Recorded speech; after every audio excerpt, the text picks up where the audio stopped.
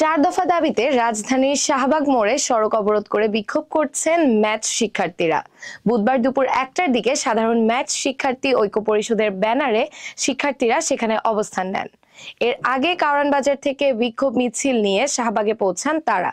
অবরোধের ফলে শাহবাগ মোড়ের চারদিকেই যান চলাচল বন্ধ হয়ে যায়। তাদের দাবিগুলো হচ্ছে 10ম গ্রেডে শূন্য পদে নিয়োগ, কর্মসংস্থান ও সরকারি বেসরকারি পর্যায়ে নতুন পদ তৈরি, কোর্স কারিকুলাম সংশোধন এবং ইন্টার্নশিপ ভাতা, প্রস্তাবিত অ্যালাইড হেলথ প্রফেশনাল বোর্ড বাতিল করে স্বতন্ত্র মেডিকেল এডুকেশন বোর্ড এবং আন্তর্জাতিক মানদণ্ড ও BMNDC স্বীকৃত ক্লিনিক্যাল বিষয়ে উচ্চশিক্ষার সুযোগ।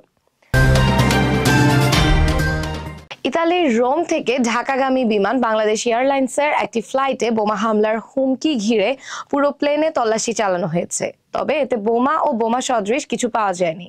বুধবার 22শে জানুয়ারি দুপুর 12:30টার দিকে হযরত শাহজালাল আন্তর্জাতিক বিমানবন্দর সূত্রে এ তথ্য জানা যায়। শিক্ষা অধিদপ্তরের মহাপরিচালক পদটিতে ভারপ্রাপ্ত কর্মকর্তা থাকায় বেহাল অবস্থার সৃষ্টি হয়েছে শিক্ষা বিভাগে।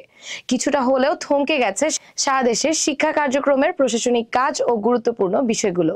গত 3 জানুয়ারি থেকে শিক্ষা অধিদপ্তরের গুরুত্বপূর্ণ এ পদে নতুন করে নিয়োগ দেওয়া হয়নি। কোনো মতে ভারপ্রাপ্ত কর্মকর্তাকে দায়িত্ব দিয়ে চালিয়ে নেওয়া হচ্ছে দফতরগুলো। জুলাই আগস্টে বৈষম্য বিরোধী ছাত্র জনতার আন্দোলনে গণহত্যার অভিযোগে আন্তর্জাতিক অপরাধ ট্রাইব্যুনালের বিচারের এখতিয়ার চ্যালেঞ্জ করে আবেদন করেছিলেন NTMCর সাবেক মহাপরিচালক অবসরপ্রাপ্ত মেজর জেনারেল জিয়াউল আহসান। তার সেই আবেদন খারিজ করে দিয়েছেন আন্তর্জাতিক অপরাধ ট্রাইব্যুনাল।